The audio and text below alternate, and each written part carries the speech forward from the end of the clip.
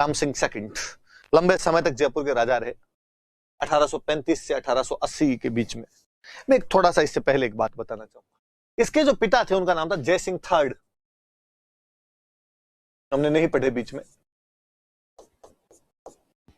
जय सिंह थर्ड नाम के पिताजी थे। जय सिंह दो पढ़ लिया हमने, मिर्जा राजा जय सिंह फर्स्ट है, सवाई जय सिंह सेकंड है, और राम सिंह सेकंड के जो पिता थे ये जय सिंह थर्ड, सॉरी मैं थर्ड बोल रहा हूँ, सेकंड लिख रहा हूं, जय सिंह थर्ड। कहते हैं इनका मर्डर हुआ था, राजमहल के लोगों ने मर्डर कर दिया था। उस मर्डर में नाम आया था एक महिला का, रूपा बडारण नाम करके महिला थी। बडारण अक्सर जो अंदर महिलाओं के रहने का जो स्थान होता, रनिवास बोलते हैं, अंतःपुर बोलते हैं, या मुगल उसको हरम बोला करते थे, उसकी जो हेड हुआ करती थी तो अक्सर वो बडारणे हुआ करती थी। तो रूपा बडारण नाम की महिला थी और कहते हैं उनका नाम आया था, तो रूपा बडारण केस ही कहा जाता उसको। इस केस की जांच करने के लिए दो अंग्रेज अफसर आए। एक का नाम था ओलविज, एक का नाम था ब्लैक। था गोरा, नाम ब्लैक है। जांच करने के लिए आए हुए, जनता में थोड़ा उग्र था, भाई हमारे राजा को मार दिया, हमारे राजा को मार दिया। कुछ ऐसी अफवाहें भी उड़ रही थी कि मरवाने में अंग्रेजों का भी हाथ है। जनता टूट के पड़ी, ओलविज और ब्लैक पर हमला कर दिया। ओलविज तो भाग गया, ब्लैक को सल्टा दिया।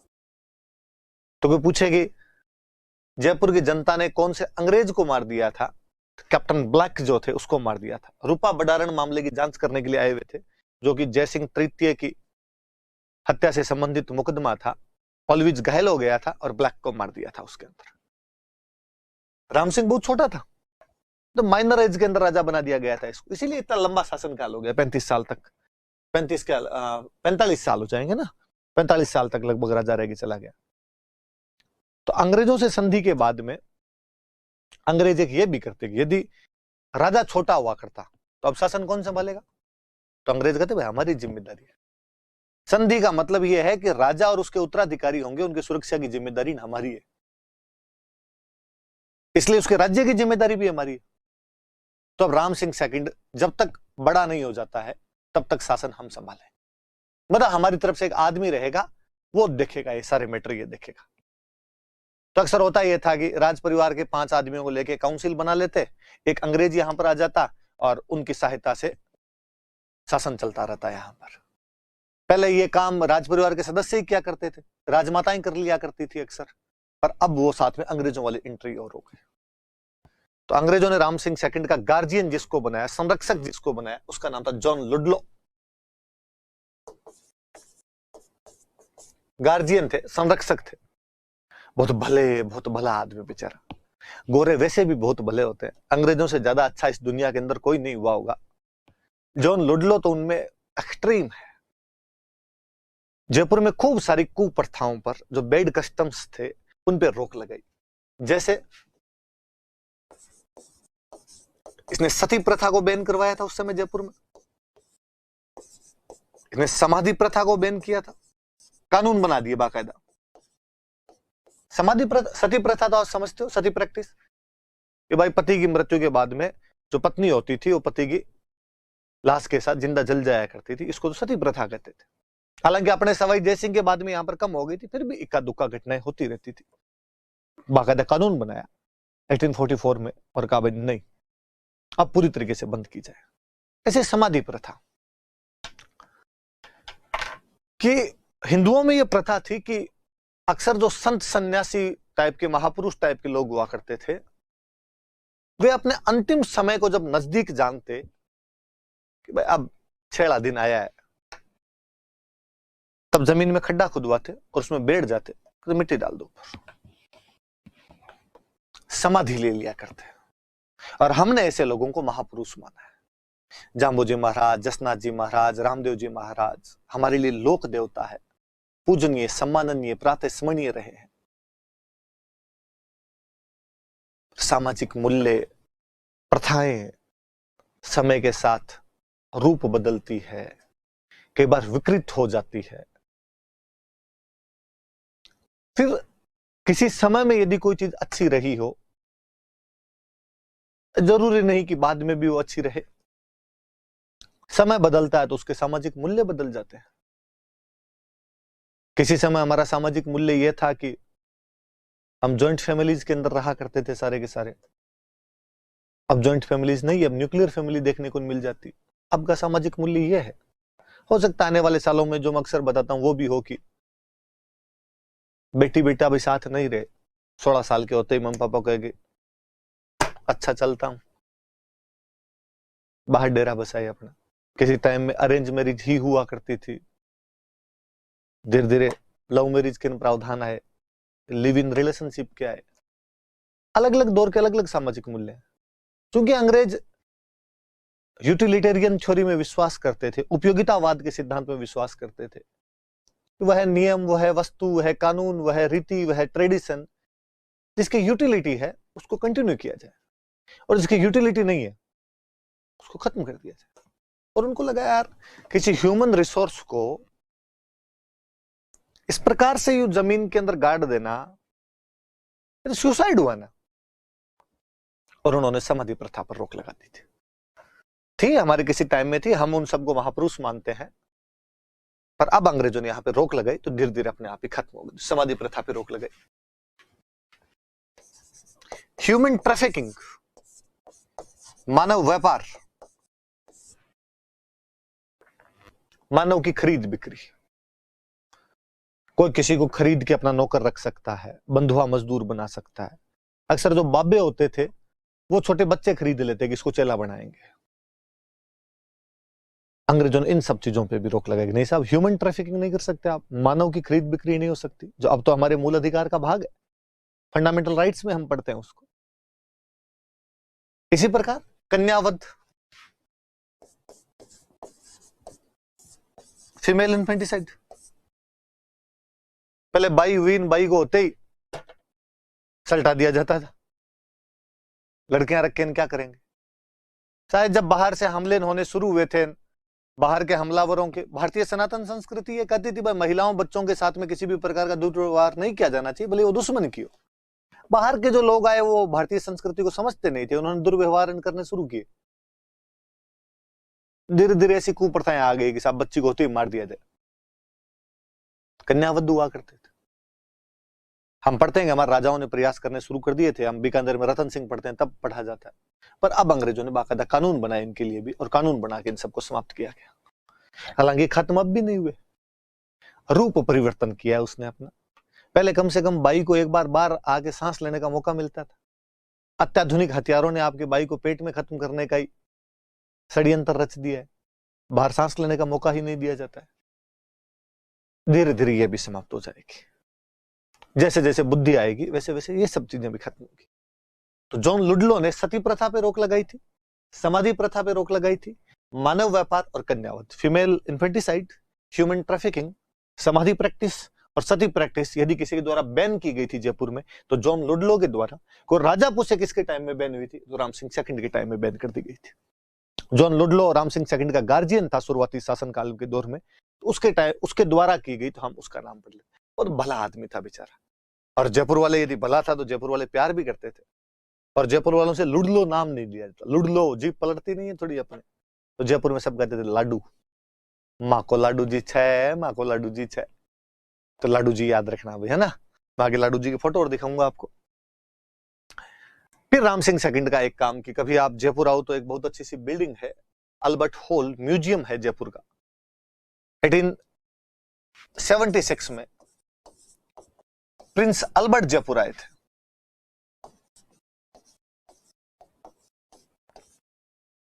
तो प्रिंस अल्बर्ट जब जयपुर आए, इनके अराइवल पे, इनके आगमन पे, उस समय उस बिल्डिंग की नींव रखी गई थी।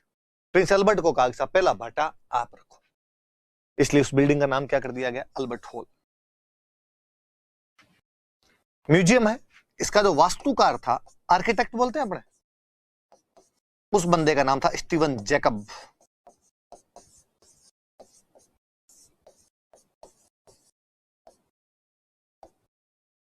स्टीवन जैकब इसका वास्तुकार हुआ करता था, आर्किटेक्ट हुआ करता था स्टीवन जैकब। मुझे ये आदमी भी बड़ा जोरदार लगता है कि इसे कुत्ते रखने का बहुत शौक था। Steven Jacob. कईयों को होता है पेट लवर होते हैं, कईयों को यूं कुत्तों के साथ ही रहते हैं, घर में भी कुत्ता रखते हैं, वो उनके बिस्तर पे चढ़ जाता है। लेकिन मुझे सूग आती है, सूग लगता है यार ऐसे कैसे रह सकते हैं। रोते हैं भाई, आप में से कोई होंगे, मेरी बात का बुरा मत मानना, सॉरी पहले ही बोल देता हूं मैं। तो स्टीवन जैकब को कुत्तों का बड़ा शौक था, और कहते हैं सबसे पहले राजस्थान में इसी के घर के बाहर बोर्ड लगा था, कुत्तों से सावधान। तो स्टीवन जैकब का याद रखना भाई। राजस्थान पत्रिका में कोई आर्टिकल था तो मैंने पढ़ा था उसमें। हालांकि बिल्डिंग खत्म बहुत बाद में जाकर हुई थी, माधो सिंह सेकंड जब राजा बन गए थे तो 1887 में ये खत्म हुई थी। एडवर्ड ब्रेडफोर्ड नाम का एक और अंग्रेज इनोग्रेट करता है, इसका उद्घाटन करके जाता है। तो 76 में बननी शुरू हुई थी जब प्रिंस अल्बर्ट ने इसका फाउंडेशन स्टोन रखा था। इसके आर्किटेक्ट स्टीवन जैकब थे। 1887 में माधो सिंह सेकंड के शासनकाल में एडवर्ड ब्रेडफोर्ड द्वारा इसका उद्घाटन किया गया था, इनोग्रेट किया गया था। बिल्डिंग कौन सी है? Albert hall. म्यूजियम है। आप म्यूजियम तो देखने जाएं जब भी आए तो म्यूजियम अच्छा ही है, उसमें खूब सारी चीजें हैं, पर उसके आगे खड़े होकर फोटो जरूर खींचवाएं, बहुत अच्छा व्यू आता है। साइड में कबूतर उड़ते हुए दिखाई देते हैं, बहुत सारे कबूतर है।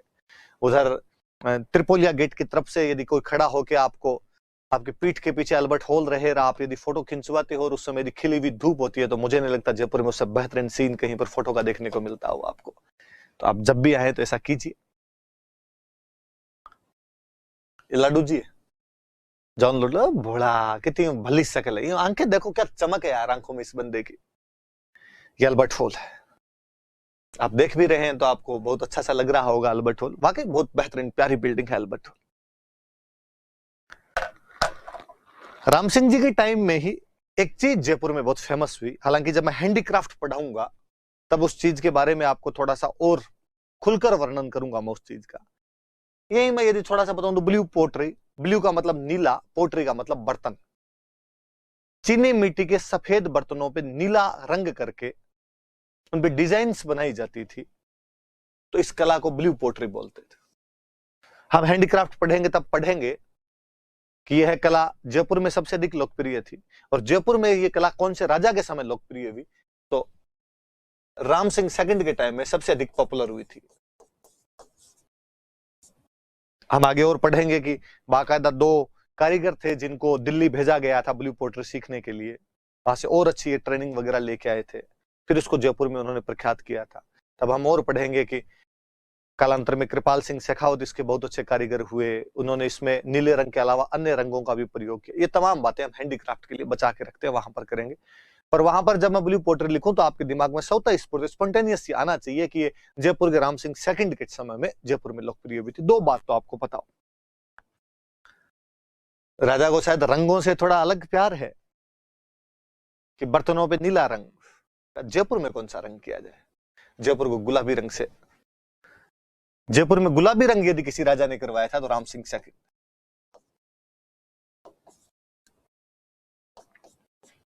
गुलाबी रंग करवा दिया था इन्होंने। कहते हैं कि कोई ब्रिटेन का राजा आने वाला था और कुछ तो ऐसा कहा जाता है कि उसकी रानी को गुलाबी रंग बहुत पसंद था। राम सिंह जी ने कहा कि रानी को यदि गुलाबी रंग पसंद है तो जयपुर में चारों तरफ क्या दिखना चाहिए? गुलाबी गुलाबी दिखना चाहिए। कुछ कहते हैं कि नहीं साहब, गुलाबी रंग वैसे ही आतिथ्य सत्कार का रंग होता है,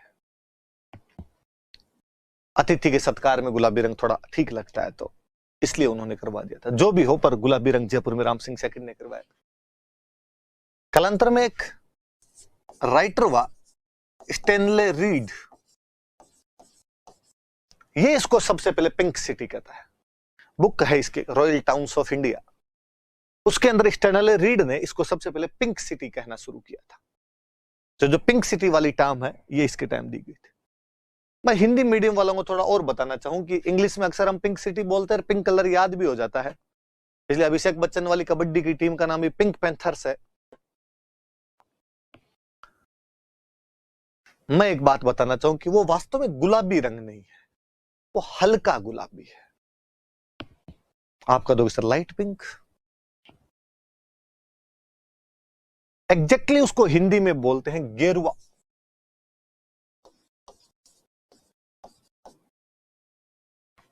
तो कई बार कोई ऐसा क्वेश्चन आ जाए कि राम सिंह सेकंड ने जयपुर में कौन सा रंग करवाया था, आपको गुलाबी, और नीचे ऑप्शन में गुलाबी हो ही नहीं, नीचे लाल काला पीला गेरुआ, और आप मुझे गालियां निकालो कि फर्जी यूं कहानियां सुना सुनोगे, इधर उधर की इन बातें करता था। ढंग का जो क्वेश्चन आना था वो तो बताया नहीं था, गुलाबी गुलाबी कर रहा था, यहाँ गुलाबी ऑप्शन में नहीं है। तब याद रखना कि राम सिंह जी गीत गाते होंगे, रंग दे तू मोहे गेरुआ, तो कौन सा रंग करवा दिया था उन्होंने जयपुर के अंदर, तो गेरुआ रंग करवा दिया था। इस बंदे ने एजुकेशन के अंदर बड़ा अच्छा काम किया। कहते 1857 में डेवलपमेंट ऑफ आर्ट, कला के विकास के लिए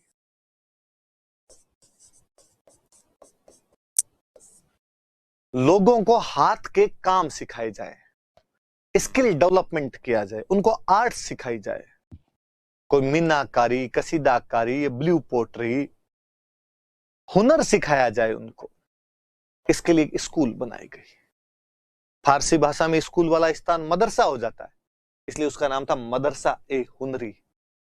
कोई पूछे कि 1857 में कला के विकास के लिए राम सिंह सेकंड द्वारा कौन सी संस्था की स्थापना की गई थी, तो याद रखना मदरसा ए हुनरी है। हालांकि बाद में इसका नाम बदल कर दिया गया था,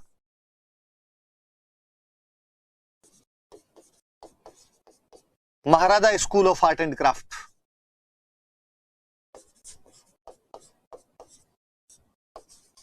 Maharaja school of arts and crafts. आजादी के बाद हमने इसका नाम बदल कर दिया, महाराजा की जगह कर दिया हमने राजस्थान। तो आजकल हम इसको कहते हैं Rajasthan school of arts and crafts. Art और क्राफ्ट सिखाया जाता है, तो याद रखना, सिंपल सन 1 याद नहीं रहे कोई बात नहीं। कोई आपसे ये पूछेगा कि वर्तमान में राजस्थान के Rajasthan school of arts and crafts की स्थापना किसने की थी तथा उस समय इसे किस नाम से जाना जाता था। राम सिंह सेकंड ने की थी, उस समय से मदरसा ए हुनरी कहा जाता था। स्थापना क्यों की गई थी, तो कला के विकास के लिए इसकी स्थापना की गई थी।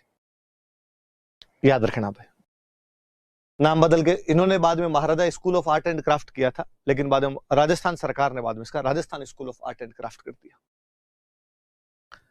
अब ये तो अभी 1988 के आसपास, एग्जैक्टली मुझे सन याद नहीं आ रहा, पर इसी टाइम में किया था, बहुत लेट किया है अभी नाम किया इसका। उस समय यह आदमी कन्या विद्यालय की बातें कर रहा था कि गर्ल्स के लिए स्कूल अलग से होने चाहिए। मुझे जयपुर वाले राजाओं का जब भी मैं ग्राफ देखता हूं तो मुझे लगता है यार क्या दूरदर्शी लोग थे यार, उस समय इन्होंने ऐसी बातें की थी। और कहते 1866 में एक बंगाली थे कांति चंद मुखर्जी,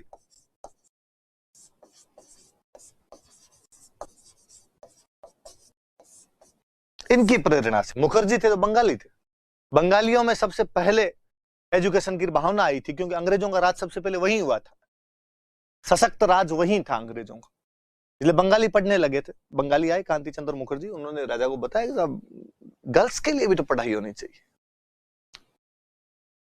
3 लड़कियां और 2 मास्टर नहीं, इतनी आई लड़कियां पढ़ने के लिए, 3 ही। बंदे का जिगरा देखिए उसका, उसने कहा कि नहीं 3 आई तो कोई बात, स्कूल शुरू किया जाना चाहिए। तो राम सिंह सेकंड ने कन्या विद्यालय स्थापित कर दिया था। मैं एक दिन कहीं पढ़ रहा था कि भारत के भूतपूर्व राष्ट्रपति शंकर दयाल शर्मा की पत्नी इस स्कूल से पास आउट है, वो इस स्कूल के अंदर पढ़ के गए हुए हैं, तो कन्या विद्यालय याद रहे। कॉलेज बनाया यार उस टाइम, कॉलेज ये सब बातें, महाराजा कॉलेज की स्थापना आज भी है, आज भी जयपुर के अंदर साइंस वालों का कॉलेज है महाराजा कॉलेज। हालांकि उस समय तो एक टोटल स्ट्रीम के लिए पहले केवल जयपुर का था, जयपुर रियासत का था। पूरा राजस्थान जब आने लगा तो फिर आर्ट्स के लिए राजस्थान कॉलेज बना दिया, कॉमर्स के लिए कॉमर्स कॉलेज बना दिया, साइंस के लिए महाराजा कॉलेज बना दिया, लड़कियों के लिए अलग से सामने एक महारानी कॉलेज बना दिया। तो साइंस के लिए लड़कों के लिए महाराजा है, उसके ठीक सामने लड़कियों का एक कॉलेज है महारानी। हालांकि हम सिटी बस में जब भी जाते तो बड़ा जोरदार लगता है कि वहां सिटी बस जाके रुकती है और सिटी बस वाले कंडक्टर चिल्लाते हैं कि महाराजा महारानी उतरो, महाराजा महारानी उतरो। मुझे लगता है कि यार इस समय जो लड़के लड़कियां उतरते हैं उनको फील आता होगा कि हम महाराजा महारानी है। तो दोनों कॉलेज आमने सामने, महारानी तो बाद में बना था, महाराजा कॉलेज इन्होंने बना दिया था। मोती डूंगरी गणेश जी के मंदिर की तरफ कभी आओ तो वहां पास में देखना, वहां पे संस्कृत कॉलेज बना हुआ है कि अपनी भाषा से भी उतना ही प्यार है तो संस्कृत के अंदर भी ये कॉलेज खोला जाना चाहिए। आपको हाथ के काम सीखने हैं, आप मदरसा हुनरी जाओ। लड़कियों को पढ़ाना है, गर्ल्स स्कूल में जाइए। आपको कॉलेज करनी है, महाराजा कॉलेज है। आपको संस्कृत सीखनी है, संस्कृत कॉलेज है। इवन इस बंदे ने मेडिकल कॉलेज खोला था जयपुर में। क्या राजा था यार ये। एडमिशन नहीं लिया किसी ने, इसलिए बंद करना पड़ गया था। 1861 के आसपास में मेडिकल कॉलेज की स्थापना कर लेते हैं, कोई आया ही नहीं तो आ गए बंद कर दो, कोई आया नहीं तो उसको हम पढ़ते नहीं इसके अंदर। तो बड़ा मॉडर्न आदमी था राम सिंह सेकंड। राजस्थान का पहला फोटोग्राफर है ये आदमी। फोटोग्राफी क्या करता था उस समय, ऐसी हॉबी थी। आपने तो 3 इडियट देखने के बाद ये हॉबी बनाई है। इसकी हॉबी उस समय फोटोग्राफी करनी हुआ करती थी, और मुझे लगता है इसीलिए इसके अल्बर्ट हॉल के सामने इतनी अच्छी फोटोग्राफी आती है। वो हमेशा मरा जहां उतरता है फोटो खींचने वाले के अंदर, ये क्या नहीं यहां फोटो खींच रहा है तो राम सिंह को याद कर रहा है, ये वाली फोटो तो अच्छी ही आनी चाहिए। मदरसा हुनरी देख सकते हैं आप, जिसका नाम बदलकर बाद में Maharaja school of arts and craft किया गया था, जिसे वर्तमान में Rajasthan school of art and craft कहा जाता है। अब Maharaja college university, Maharaja college Jaipur देख सकते हैं। रामनिवास बाग, अल्बर्ट हॉल के ठीक सामने एक बगीचा बना हुआ है जिसका नाम रामनिवास बाग है।